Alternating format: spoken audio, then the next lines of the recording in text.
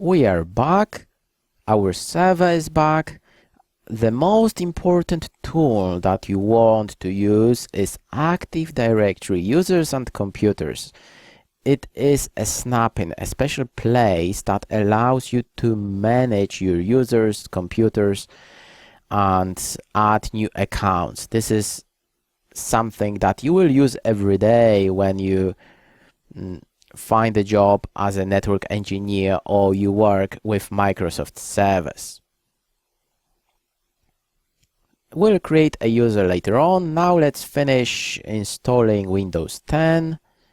We want to join a local Active Directory domain. We come up with a name and password. That's fine.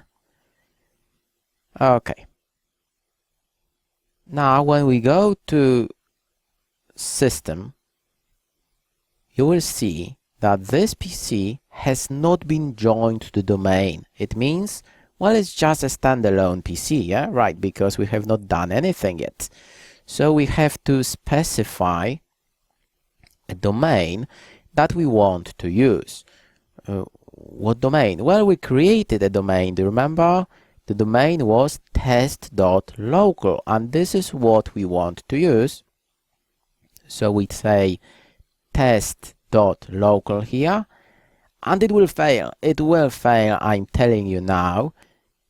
You can pause the video and figure out why it fails. It will fail every single time. Why? Well, there is a very good reason for that.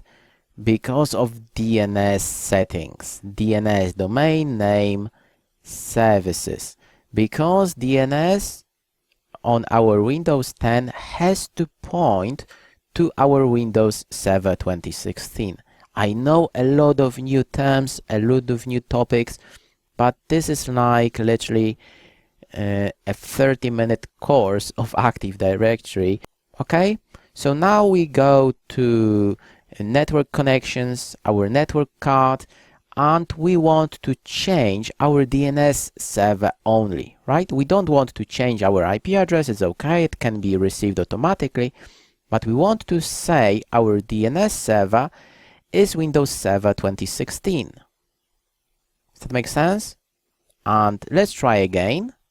Let's add this PC to the domain again, and you will see it's going to work now.